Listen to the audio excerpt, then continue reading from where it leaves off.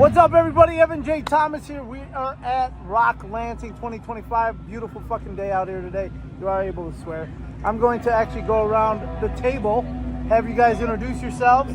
Riding with Killers. Got them. First of all, fuck yeah.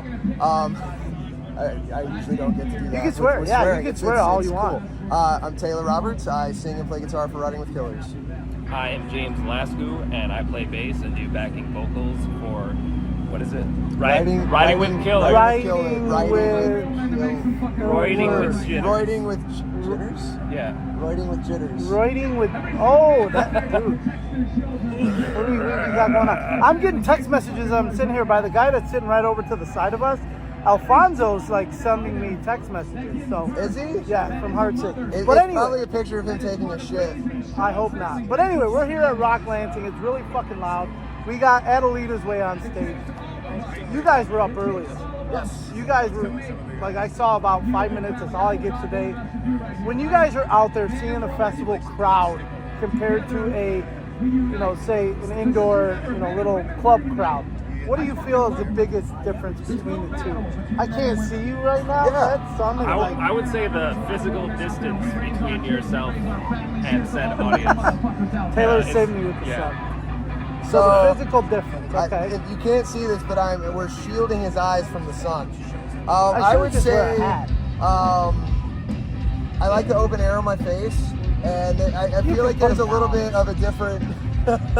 Wow. A little bit of there's a different energy, man. Like you feel the wind. There's an openness to it. It's not quite as cramped. Like I love playing club shows for sure, but there's just something cool about being outside with the open air. Like even though like we're baking in the sun half the time, but I don't know. It just you feel more free to a degree. And being at a festival too, so you have the dynamic of most of the people here are probably not really here for you. So it's your first chance to get your music out there to a new crowd. Exactly. So do you do anything different at a festival than you would?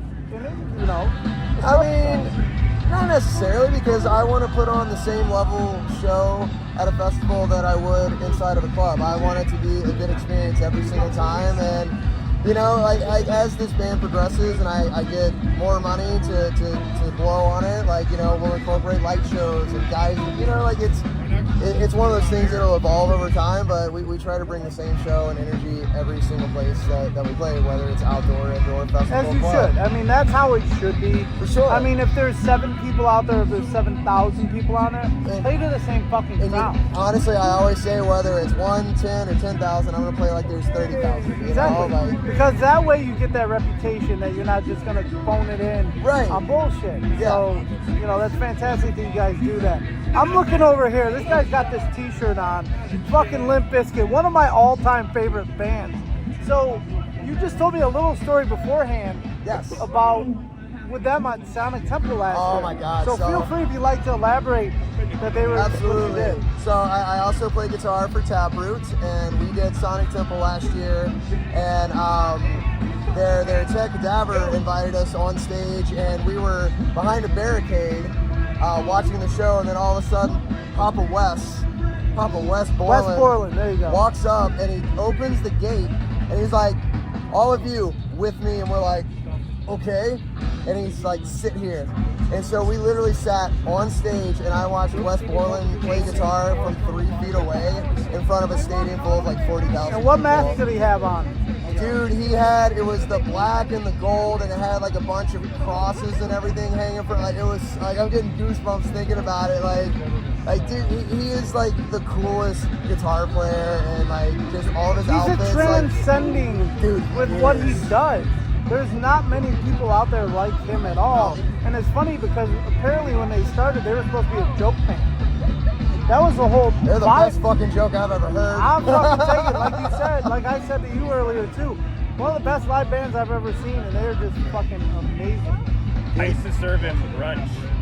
Yeah, because Wes lived in fucking Detroit for a little bit. For a little while. Yeah. And I picked the right city. And I work at this awesome cafe bistro spot. So I'm gonna do this. I'm gonna pick this up. I'm gonna move this over here so he looked a little cooler, and we're a little closer to the microphone too. So cool. just to make it easier. I used to serve West Borland brunch for a little while, maybe a good like 2 years or so.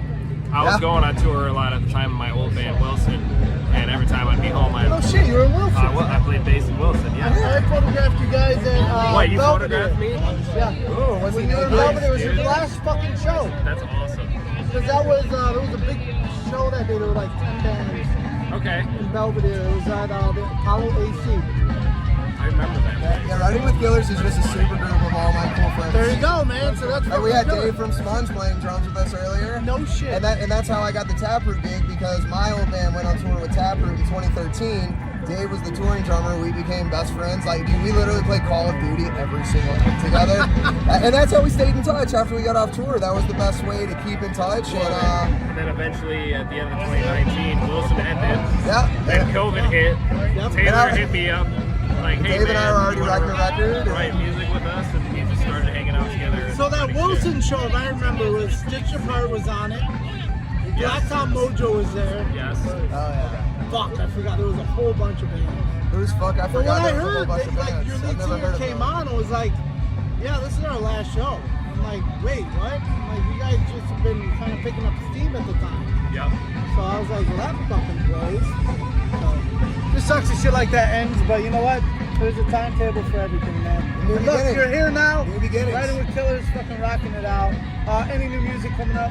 Yes, so What do you got? So we are in the middle of finishing our second record, which we've been working with Jacob Herman from Gothenburg, Sweden. Like we made the record in Sweden, we did New Orleans, we did Rochester, Michigan, and we're going back to New Orleans next month to finish drums. And I've got Devin Clark from Cane Hill playing drums on the record. So we're very close to finishing our second album, 14 tracks, and we got weird. And I feel like we took not necessarily a left turn, but more of like, let's evolve it, let's get more complex, different time signatures. Like, it's gonna sound like I listened to Tool and did a lot of Acid and maybe some Slipknot. So it's a lot of System of a progressive Down. stuff. Yeah, it's There's like progressive stuff, but there's still a lot of like hooky, fun, chuggy stuff. Got as to. well. But like the thing is I didn't go into this and say, hey Jacob, make me the next Octane band or make me the next #1 radio hit. I was like, no, let's make a cohesive record. Fuck singles. I want to make music that means something to me, that resonates with me, and like, I'm not afraid to admit this, but like, dude, these tracks, like, because we've been working on this for what, a solid 2 years now? Dude, even the raw tracks, I have no updated mixes because we're gonna mix everything at the same time. We wanted to add 5 more tunes. Like, dude, they still make me tear up. Like, I will fucking cry listening to some of these songs because, like, dude, like, Jacob put me in such, he brought me back to those horrible moments in my life that we were writing about, and he helped bring those emotions out. And like the way that he pushed James, the way that he pushed me, like with all the music that we have on this record, like it wasn't like there's quiet parts, there's air that breathes, and then it goes on, like it's gonna make you listen, you know what I mean? But There's some like Nine Inch Nails, the Fragile style, like soft, fucking ethereal parts in there too. It's different for us, but also for kind of what's out there right now. Yeah. So how are we looking at in terms of time frame releasing wise? I don't want to release it just yet. We are talking with some people that I'm not going to say anything, because but like I get it. I get the game. I've got a I'm team. in the game. I've got a team in Gothenburg that believe in this record, and we want to talk about some stuff that, like, because like I don't want to just fart this out to the world. And be like, I hope you like it. Like, I want to release it the best possible way because like Slow this record's and special. steady. One song, 3 weeks later, another song, 3 weeks later, another song, album. Yeah, That's how I do it with the clients that I work with. That's how you should do it. And that's the way that we want to do this, man. I want to do it the right way. So, I mean, maybe a year. Like, I still got to finish vocals on 5 songs and record guitar solos, but like, we're gonna finish it this year, and then I'm gonna be back in Gothenburg to do. I think I'm doing vocals in Gothenburg, and I'm gonna stay for like an extra 2 or 3 weeks and mix the record with Jacob. And I've never gotten to do that. Like, I've never been with the producer. Like, hey, what do you think? Blah blah blah. And the cool thing about that is we're gonna be in the back of the Stora Theater, which is a 300-year-old theater in the center of the city, and his studio is like right behind it. And I mean, dude, Jacob's produced In Flames, Machine Head, Anthrax, I was just at that